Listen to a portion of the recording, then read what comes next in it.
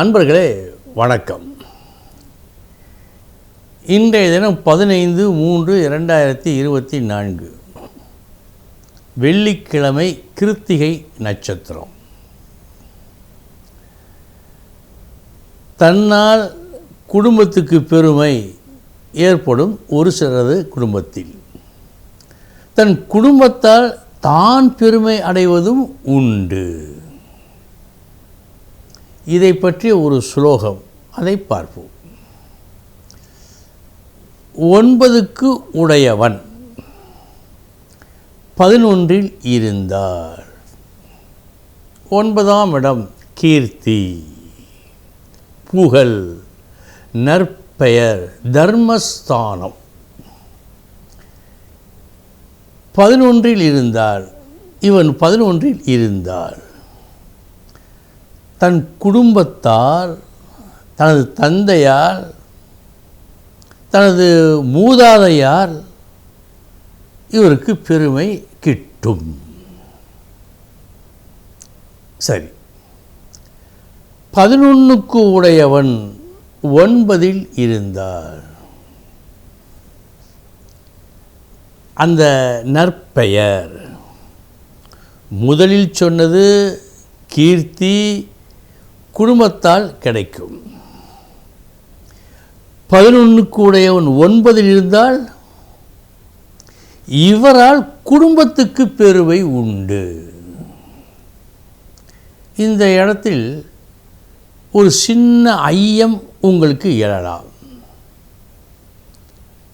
9ஆம் இடம், 9க்கு அதிபதி கீர்த்தி, கீர்த்தி ஸ்தானாதிபதி. 11இல் இருந்தால் 11 மூத்தோர். இப்பொழுது அண்ணனை பார்க்க வேண்டும் என்று சொன்னால் 11ஆம் இடம். இந்த மூத்தோரால் பெருமை. 11க்கு உடையவன் 9இல் இருந்தால் இந்த பெருமை பையனால் உண்டாகும். கீர்த்தி இவனால் ஏற்படும். இது சற்று முரண்பாடாக தெரிகிறதே. 9ஆம் இடம் தந்தையை சொல்லுகின்ற இடம். அப்படி என்றால் 9க்கு உடையவன் 11இல் இருந்தால் தந்தையால் கீர்த்தி என்றல்லவா வர வேண்டும். இப்படி மாறி வந்திருக்கிறதே என்ற ஒரு ஐயம் உங்களுக்கு வரலாம். அதாவது, இவனால் புகழடைகிறது குடும்பம் என்று சொன்னால் தந்தைக்கு மட்டுமா புகழ் வரும்? பெற்ற தாய்க்கு வராதா? உடன் பிறந்த அண்ணனுக்கு கிடைக்காதா? அவனது சுற்றத்தாருக்கு அது வேலை செய்யாதா? செய்யுமே. 9ஆம் இடம் தந்தையை குறிக்கும், உண்மைதான். தாயாரை குறிக்கவில்லை, அண்ணனை குறிக்கவில்லை. ஆனால் மூத்தோர் என்றால் தந்தையும் அடங்குவார், தாயும் அடங்குவார், அண்ணனும் அடங்குவார். எனவேதான் இந்த செய்யுள் இவ்வாறு படைக்கப்பட்டது. 9க்கு உடையவன் கீர்த்தி 11இல் இருந்தால் மூத்தோரால் ஏற்படும். 11க்கு உடையவன் 9இல் இருந்தால் இவனால் குடும்பத்தாருக்கு மதிப்பு ஏற்படும். அன்பர்களே, இங்கு உள்ள ஒரு நுணுக்கத்தை நன்றாக அறிந்து கொள்ள வேண்டும்.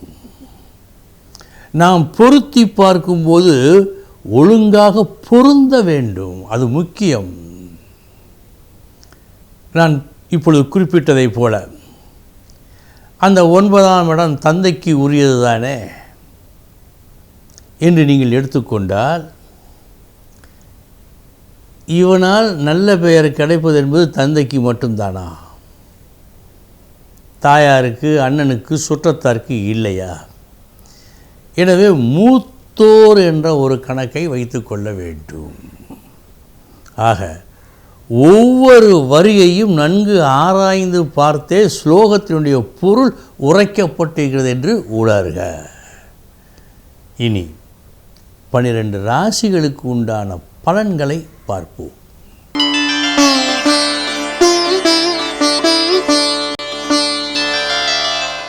மேஷ ராசி அன்பர்களே,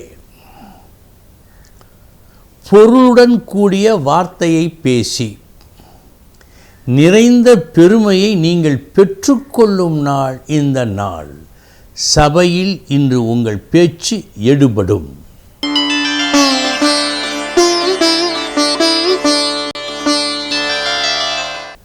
ரிஷபராசி அன்பர்களே, உங்கள் பெருமை கூடும். இன்று நீங்கள் பெற்றிருக்கும் திறமையை காட்ட வேண்டிய ஒரு சந்தர்ப்பம் கிடைத்து நீங்கள் காட்டி அது செல்லுபடியாவதால் இன்று உங்களுக்கு புகழ் கூடும்.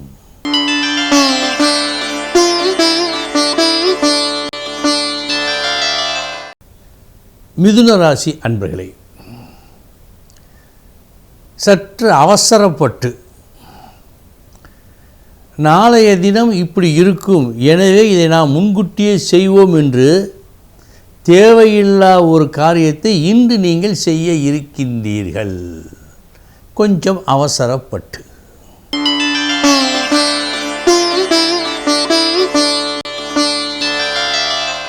கடகராசி அன்பர்களே, போதுமான லாபத்தை பெறுவீர்கள். இந்த லாபத்தை பெறுவது உங்களது பேச்சு வன்மையால்.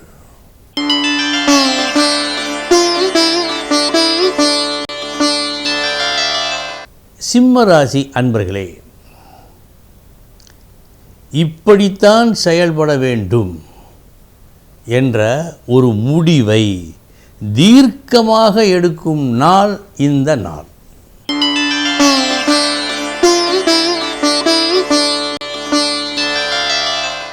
கன்னிராசி அன்பர்களே, மூத்தோர் சொல் அமிர்தம், உண்மை, அதுவும் உண்மை. ஆனால் இந்த காலகட்டத்தில் ஒரு சில நேரங்களில் ஒரு சில இடங்களில் மூத்தோர் சொல் விஷமாகவும் மாறலாம். அப்படிப்பட்ட நாளாக இந்த நாள் இருக்கிறது உங்களுக்கு.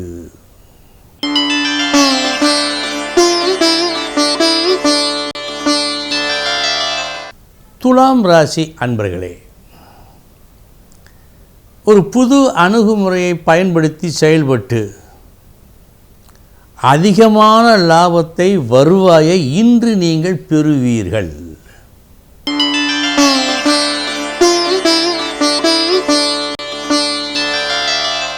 விருச்சிக ராசி அன்பர்களே, இன்றைய நாள் முழுவதும் ஒரு மங்கள காரியம் நடப்பதற்காக உங்களது வேலை இருக்கும். கடமை என அதை செய்வீர்கள். அந்த கடமை நிறைவேறும்.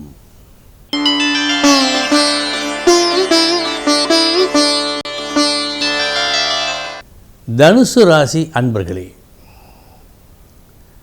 தடைகள் பல வந்த போதும் தனது லட்சியத்தை கைவிடாத நாள் இந்த நாள். இந்த நாளில் உங்களை பார்ப்போர் லட்சிய புருஷன் என்றே உங்களை சொல்வார்கள்.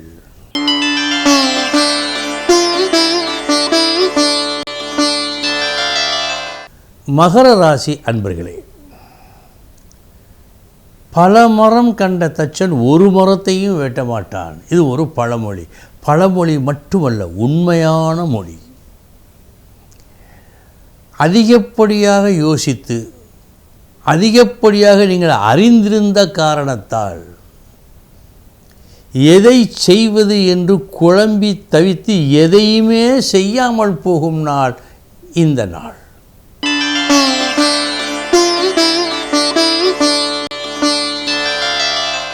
கும்பராசி அன்பர்களே, இன்றைய உங்களது ஒரு திறமை ஒரு நல்ல காரியத்தை நல்லபடியாக முடிப்பதற்காக இருக்கும், அதில் வெற்றியும் காணும்.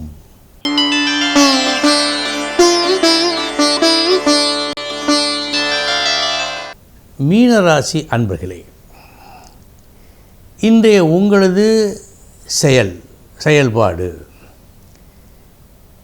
எது நடக்க வேண்டும் என்று நினைத்தீர்களோ அது நடக்காமல் அதற்கு நேர் மாறான ஒன்றை தருவித்து கொடுக்கிறது. கூடுதல் கவனம் தேவை. அன்பர்களே, இதுவரை 12 ராசிகளுக்கு உண்டான பலன்களை பார்த்தோம். நாளைய தினம் முக்கிய செய்தியோடு சந்திக்கிறேன். வணக்கம்.